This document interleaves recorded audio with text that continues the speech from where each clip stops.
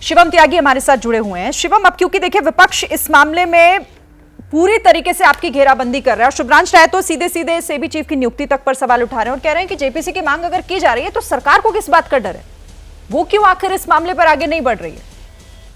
शिरीन जी, मेरी आवाज आपको आ रही है? जी, थैंक यू। एक चीज मैं कहना चाहता हूं कि इस देश के बिजनेसमैन को टारगेट करो, विदेशी बिजनेसमैन सोरोस के हाथों में खेलो, इसके बाद एक कंपनी को जो है आरोप लगाओ, आरोप लगाने के बाद उसका जो है जब शेयर्स गिरे तो शॉर्ट सेलिंग करो, उसके बाद जो है उसको नुकसान करके और अपना पॉलिटिकल एजेंडा सीधा करके एक तरफ हो जाओ। कौन है शुभ्रांश राय? सुप्रीम कोर्ट से बड़े हैं क्या? 24 केसेस में जांच हुई थी, रिव्यू पिटिशन हुई थी, सुप्रीम कोर्ट ने कहा कि इस फाइल को फेंक कर दूर मारिए, 22 मामलों में क्लीन चिट मिली, 2 मामलों में जांच पूरी कीजिए, 3 महीने के अंदर अंदर इस पर रिपोर्ट दीजिए। हिंडनबर्ग की उस रिपोर्ट को माना नहीं गया, 22 मामलों में क्लीन चिट दी गई और यह कहा गया कि सेबी सही दिशा में जांच कर रही है। कौन है शुभ्रांश राय? कौन है हिंडनबर्ग? 42 पेजेस का नोटिस दिया था हिंडनबर्ग को। इतने हिम्मत वाले तो आ जाइए ना हमारे जुडिशियल कोर्ट में, आइए भाई। ये पॉलिटिकल पार्टी है, जॉर्ज सोरोस के हाथ में खेलने वाले लोग हैं। ये क्या करते हैं कि एक बिजनेसमैन से प्रोपेगेंडा करवाते हैं विदेशी से, उसके बाद जो है देश में कुछ पॉलिटिकल जो आदमी हैं, जो ऑपोजिशन वाले हैं, उसका माहौल बनाते हैं, देश की कंपनी को नुकसान पहुंचाते हैं, उसके शेयर्स को 59% तक गिरवाते हैं, शॉर्ट सेलिंग करते हैं, पैसा कमाते हैं और भाग जाते हैं।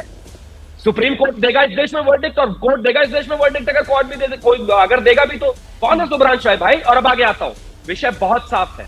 देश के कॉरपोरेशंस को, देश के बिजनेसमैन को टारगेट किया जा रहा है एक फर्जी गार्बेज रिपोर्ट के आधार पर, जिसमें मेरे देश के सुप्रीम कोर्ट ने सारी चीजों को क्लियर किया जनवरी में ही।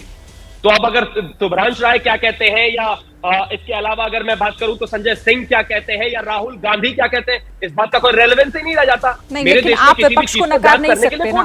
ठीक है, कोर्ट सर्वोपरि है, लेकिन अगर विपक्ष सवाल पूछ रहा है तो उसका जवाब देने के लिए यहाँ पर आपको बिठाया गया। शिवम, विपक्ष का सवालों का जवाब देने के लिए मैं यहाँ पर बैठा हूँ, भारतीय जनता पार्टी यहाँ पर बैठी और देगी। लेकिन न्याय के मंदिर में सुप्रीम कोर्ट कोई निर्णय अगर देता है तो चाहे शुभ्रांश राय हो, चाहे शिवम त्यागी हो, चाहे रीना जी हो, चाहे शिरीन जी हो, उनको मानना पड़ेगा।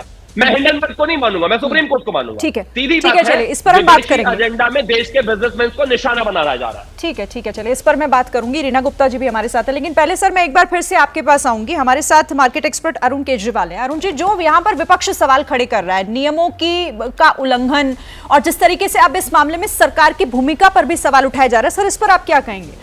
नियमों का उल्लंघन जो हिंडनबर्ग रिपोर्ट की तरफ से कहा गया है, जो आरोप यहां पर, क्योंकि सीधे सीधे इस मामले में 3 आरोप लगाए गए हैं अभी की जो रिपोर्ट है, उस पर आप क्या कहेंगे सर? देखिए, सबसे पहले ये समझना चाहिए कि हिंडनबर्ग का काम क्या है। ये बोलता है अपने वेबसाइट के ऊपर कि हम कुछ चीज़ें निकालते हैं जिससे हमको शॉर्ट करने का एक मौका मिलता है। हम शेयर में घबराहट पैदा करके जब शेयर का भाव गिर जाता है तो हम हमारी शॉर्ट को कवर करके पैसा कमाते हैं।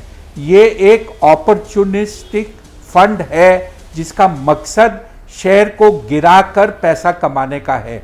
ये इनका वेबसाइट बोलता है, मैं नहीं बोलता। दूसरा एक चीज़ समझिए कि इसके पहले जब इसने ये बात जनवरी 2023 में उठाई थी तब शेयर में बहुत बड़ी गिरावट आई थी। उसके बाद में अडानी समूह की कंपनियों में बड़े बड़े लोगों का निवेश हुआ, शेयर का भाव संभला और अब जो इसने वापस एक दांव खेला है, सिर्फ अडानी पर नहीं खेला बट रेगुलेटर पे खेला है, ये सोचकर कि जिस आदमी ने मुझ पर शो कॉज नोटिस भेजी है, मैं अगर उसी को अटैक करूं तो शायद मेरी शो कॉज नोटिस डाइल्यूट हो जाएगी।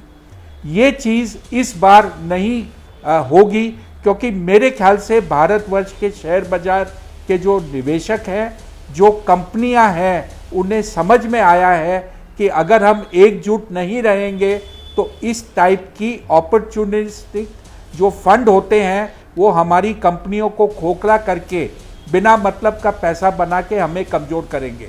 तो अब जाकर जो आपको दिखेगा वो एक कंसंट्रेटेड एफर्ट दिखेगा कि ऐसे अफवाहें फैलाने वाले, गलत कंपनियां के आरोप लगाने वाले या सिस्टम को कमजोर करने वालों को बात पर कोई तजव्वु न हो। जी सर, ठीक है सर, आप महत्वपूर्ण बात यहां पर कह रहे हैं, लेकिन रीना गुप्ता मैं आपके पास आती हूं क्योंकि सरकार सीधे कह रही है और शिवम गुप्ता ने भी वही यहां पर दोहराया कि ये जो आरोप है, ये जो रिपोर्ट है, ये दरअसल वो विदेशी ताकतें हैं जो देश को अस्थिर करने की, देश में अराजकता का माहौल पैदा करने की कोशिश कर रहे हैं। पहले भी यही कोशिश हुई थी और इस बार भी वही कोशिश हो रही है। शिरीन जी देखिए, कॉम्प्लिकेटेड मामला है, मुझे 2 मिनट दीजिए, मैं समझाऊंगी। आज से 18 महीने पहले जब हिंडनबर्ग की रिपोर्ट आई थी, उस रिपोर्ट में यह कहा गया था कि भारत का पैसा मनी लॉन्ड्रिंग के द्वारा ऑफशोर फंड्स में जा रहा है, उसी पैसे को राउंड ट्रिपिंग करके वापस लाया जा रहा है और अडानी ग्रुप कंपनी के शेयर्स को आर्टिफिशियली उनका दाम बढ़ाया जा रहा है। ये उसमें हिंडनबर्ग की रिपोर्ट में लिखा था। जब ये रिपोर्ट आई, शेयर मार्केट गिरा, छोटे छोटे निवेशकों का, हमारे आप जैसे निवेशकों का लगभग 8,50,000 करोड़ का लॉस हुआ। उसके बाद सुप्रीम कोर्ट ने कहा, सेबी को कहा कि आप इसकी तहकीकात करिए और देखिए कि क्या कारण है कि इस तरह से शेयर मार्केट को खेला जा रहा है, ऊपर नीचे करा जा रहा है। जब शेयर मार्केट में इस तरह की वॉलेटिलिटी आती है तो छोटा निवेशक जो होता है उसका लॉस होता है। सेबी की रिपोर्ट में क्लीन चिट कहीं नहीं दी गई है, झूठ मत बोलिए। सेबी की रिपोर्ट को मैं कोट कर रही हूं। सेबी की रिपोर्ट में यह लिखा है, this is a journey without destination. हम इस तहकीकात की गहराई तक इसलिए नहीं जा रहे हैं क्योंकि हमें पता नहीं है एंड में कौन है।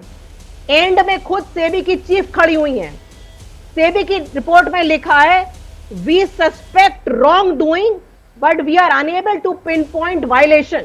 हमें पता है गड़बड़ी हुई है, लेकिन गड़बड़ी किसने करी है तो ये फिर हम तो सवाल पता यहाँ नहीं ये लगा उठता है ना पा कि रहे। फिर सेबी चीफ पर सवाल उठाने का मतलब क्या है?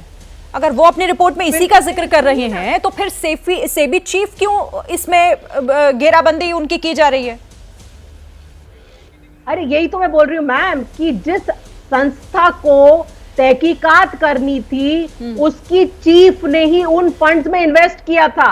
वो कहते हैं ना, जब आप ये कह रहे हैं कि क्लीन चिट तो दी ही नहीं, और उस वक्त तो वो सिंगापुर में थी, पर उन्होंने यहाँ पर खुद केजरीवाल जी ने बताया। नहीं उस पर सिंगापुर में नहीं अच्छा, थी। मैं आपको 1 मिनट के लिए रोकूंगी, आप अपनी बात पूरी कीजिएगा। जैसे ही घड़ी का काटा दोपहर 2:30 पे आए, बबीता जी का दिल सास बहू साजिश के लिए मचल जाए। और ये है इनकी बहू, पूरे दिन ऑफिस की टेंशन हो जाए गॉन जब ये करें अपना फेवरेट शो फ्री टाइम पे ऑन। इनकी तरह आप भी देखिए अपना फेवरेट शो अपने टाइम पर और डाउनलोड कीजिए एबीपी लाइव ऐप अपने स्मार्ट टीवी पर।